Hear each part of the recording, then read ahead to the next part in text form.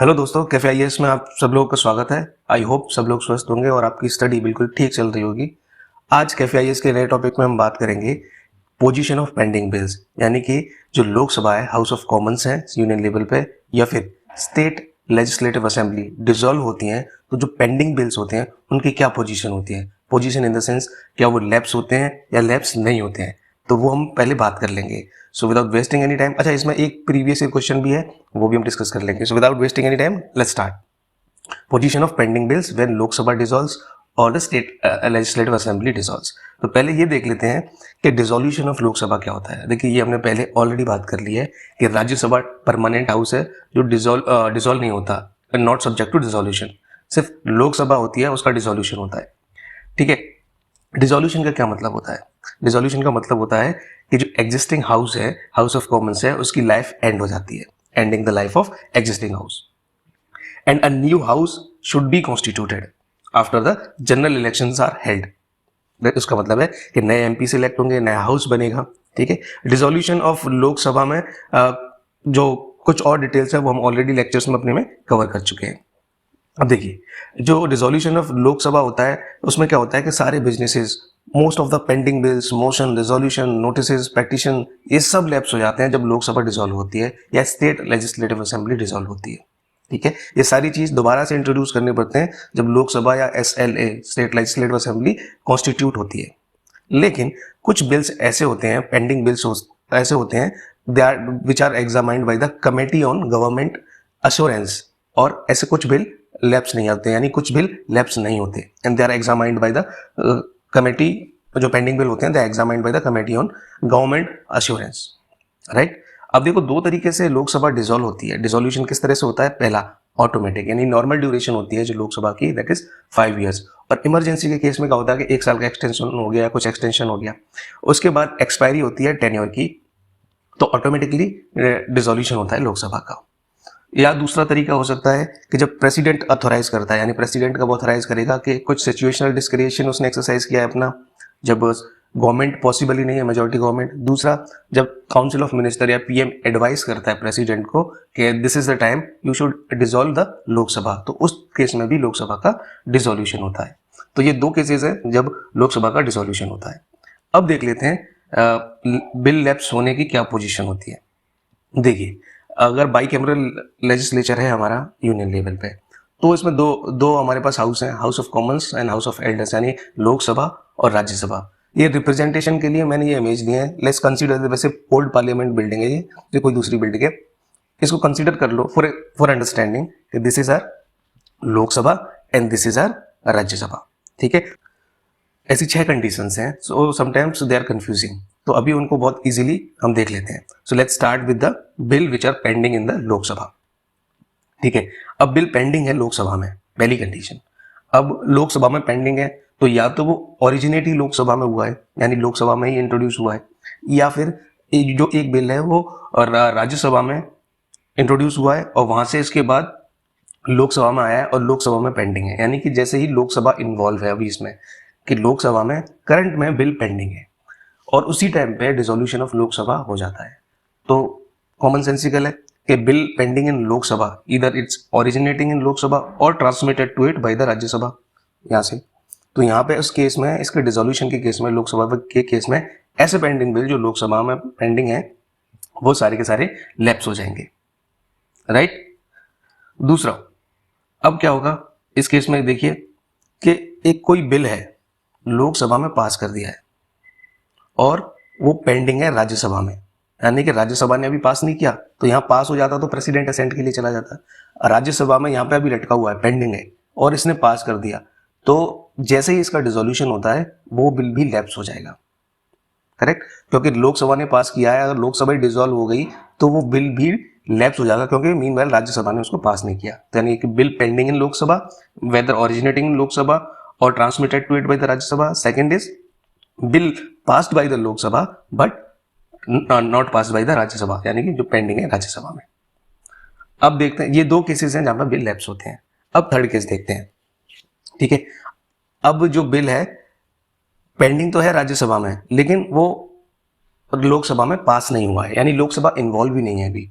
ठीक है, तो in now cases Lok Sabha is not involve, ठीक है, क्योंकि लोकसभा में पास नहीं हुआ है, वो पेंडिंग है राज्यसभा में, तो ऐसे बिल लैप्स नहीं होंगे, ठीक है। तो ये मेन केसेस आपको रखने हैं याद। 3 केस और हैं, बहुत सिंपल है, बहुत कॉमन सेंसिकल है, वो आपको याद रहेंगे। अब एक केस में जो एक ने पास किया, दूसरे में पेंडिंग है, एक वो तीनों केस हमने देख लिए हैं, लेकिन उस केस में जब बिल पास किया जाता है दोनों हाउसेस द्वारा, यानी कि bill is passed by both the houses but it is pending assent of the president, ये पास कर दिया यहाँ पे, लेकिन प्रेसिडेंट असेंट के लिए भेजा गया है, उस केस में लोकसभा डिसॉल्व हो जाती है। तो क्योंकि ऑलरेडी लोकसभा प्लस राज्यसभा ने भी पास कर दिया है, तो प्रेसिडेंट असेंट के लिए बाकी है, तो वो बिल लैप्स नहीं होगा, ठीक है। दूसरा केस क्या होगा कि पास कर दिया है दोनों हाउसेस ने, प्रेसिडेंट असेंट के लिए भेजा, प्रेसिडेंट ने क्या किया, रिटर्न कर दिया कि आप इसको रिकंसीडर करो, उस केस में भी लैप्स नहीं होगा क्योंकि बिल तो ऑलरेडी पास हो गया है। थर्ड केस क्या है, ठीक है, ये क्लियर है, कॉमन सेंसिकल केस है कि दोनों अगर पास कर देते हैं, प्रेसिडेंट तक पहुंच गया अगर बिल, तो वो लैप्स नहीं होगा। अब लास्ट केस 6th केस की बात कर लेते हैं कि दोनों ही हाउसेस में किसी बिल को लेकर डिसएग्रीमेंट है और दोनों ही हाउसेस लोकसभा राज्यसभा ने उस बिल को पास नहीं किया। उस केस में प्रेसिडेंट ने क्या किया, नोटिफाई किया कि there will be a joint sitting to discuss the matter, discuss the bill और to take the decision on the bill. तो जॉइंट सिटिंग नोटिफाई कर दिया प्रेसिडेंट ने before the dissolution of Lok Sabha, और जैसे जॉइंट सिटिंग नोटिफाई की president ने, उसके कुछ दिन बाद लोकसभा का डिसोल्यूशन हो गया। उस केस में भी ये बिल लैप्स नहीं होगा, राइट, क्योंकि पहले ही जॉइंट सिटिंग की बात हो गई थी। तो ये टोटल 6 केसेस हैं। स्टेट लेजिस्लेटिव असेंबली के केस में देखते हैं, सेम प्रोविजंस हैं, bill pending in the assembly, यहाँ पे पेंडिंग है, या तो यहीं इंट्रोड्यूस हुआ है या फिर यहाँ से ट्रांसमिट हुआ है। वो मैं फिर से रिपीट कर रहा हूँ जैसे आपको रिवीजन हो जाए कि बिल पेंडिंग है यहाँ पे, या फिर अपर हाउस से इसमें ट्रांसमिट हुआ है, वो लैप्स हो जाएगा अगर बाई कैमरल लेजिस्लेचर है तो। दूसरा, बिल असेंबली ने पास किया है लेकिन पेंडिंग है अभी काउंसिल में, यानी कि असेंबली ने पास करके यहाँ भेज दिया लेकिन यहाँ अभी पेंडिंग पड़ा हुआ है, तो जैसे ही डिसॉल्व होता है बिल भी लैप्स हो जाएगा। वही सेम केस, तीसरा केस देख लेते हैं कि यहाँ पे पेंडिंग है पर ये इन्वॉल्व ही नहीं है यार, जिसने पास ही नहीं किया है अभी, इसी में इंट्रोड्यूस हुआ, उसी में पेंडिंग है, तो लोकसभा डिसॉल्व होती है तो होती रहे, ये लैप्स नहीं होगा यहाँ पे जो बिल पेंडिंग है। अब इसके बाकी 2 केस क्या है कि अगर स्टेट लेजिस्लेटिव असेंबली या काउंसिल दोनों ने पास कर दिया, अगर बाई कैमरल वहाँ का लेजिस्लेचर है उस स्टेट का, तो गवर्नर की असेंट के लिए पेंडिंग है या फिर उसने प्रेसिडेंट की असेंट के लिए रिजर्व करके रखा है, उस केस में भी लैप्स नहीं होंगे, यानी कि पास हो गया दोनों हाउस से, प्रेसिडेंट या गवर्नर के असेंट के लिए चला गया बिल, और या फिर उन्होंने रिटर्न कर दिया वापस रिकंसिडरेशन के लिए, उस केस में ये लैप्स नहीं होगा, राइट। पास दोनों मिलकर कर सकते हैं, या फिर ये अगर नहीं है, यूनिकैमरल है, यानी कि अपर हाउस नहीं है जिन स्टेट में, तो असेंबली ने अगर पास कर दिया और प्रेसिडेंट असेंट के लिए दे दिया है तो भी बिल लैप्स नहीं होगा, ठीक है। तो ये प्रोविजन सारे सेम है, बस इसमें इतना है कि लेजिस्लेटिव असेंबली केस में जॉइंट सिटिंग का कोई प्रोविजन नहीं होता, तो वो वाला प्रोविजन यहाँ पे नहीं है। Now come to the UPSC prelims question. एक 2016 में क्वेश्चन पूछा गया था यूपीएससी प्रीलिम्स में लैप्सिंग ऑफ बिल से रिलेटेड, तो उनमें 2 स्टेटमेंट दिए गए थे, a bill pending in Lok Sabha lapses on its prorogation, right. Prorogation का क्या मतलब है, ending the session of the parliament, ठीक है। दूसरा है a bill pending in the Rajya Sabha which has not been passed by the Lok Sabha shall not lapse on dissolution of Lok Sabha. पहला है कि बिल पेंडिंग इन लोकसभा, जैसे बिल पेंडिंग इन लोकसभा आता है तो वो लैप्स हो जाता है, ठीक है, लोकसभा इन्वॉल्व हो गई और वहां पर पेंडिंग पड़ा है तो डिसोल्यूशन में वो हो जाएगा लैप्स। लेकिन यहाँ पे ये देखो की टर्म देखो प्रोरोगेशन, यहाँ प्रोरोगेशन के केस में लोकसभा में लैप्स नहीं होता, ये लैप्स वाली कंडीशंस थी वो थी डिसोल्यूशन के केस की। First is wrong. सेकंड पाइए, बिल पेंडिंग इन राज्यसभा, ठीक है, अभी तक लोकसभा इन्वॉल्व नहीं हुई है। Second, which has not been passed by the Lok Sabha, Lok Sabha involve भी नहीं है, सिर्फ राज्यसभा में ही पेंडिंग है, सेल नॉट लैप, यस, तो वो इन्वॉल्व भी नहीं है तो डिसोल्यूशन होता रहे लोकसभा का, the bill would not lapse, तो answer would be 2 only, right, तो आंसर वुड बी 2 ओनली। अब थोड़ी सी एडिशनल इंफॉर्मेशन देख लेते हैं। प्रोरोगेशन होता है वो प्रेसिडेंट के द्वारा होता है, इसका मतलब है prorogation means it terminates sitting और end session of the house. Session होते हैं जैसे मानसून सेशन है, बजट सेशन है, विंटर सेशन है, या कोई एक सिटिंग है, प्रोरोग कर दिया प्रेसिडेंट ने तो सिटिंग और सेशन को खत्म कर देता है। इसका मतलब ये नहीं कि नई लोकसभा कॉन्स्टिट्यूट होगी, वो लोकसभा एग्जिस्टिंग लोकसभा ही कंटिन्यू करेगी नेक्स्ट सेशन में, नेक्स्ट सिटिंग में। और इसलिए ये जो बिल पेंडिंग है लोकसभा में उनको अफेक्ट नहीं करता, क्योंकि लोकसभा डिसॉल्व नहीं हुई है, उसकी लाइफ एंड नहीं हुई है, वो उसी बिल को नेक्स्ट सेशन में ले सकती है।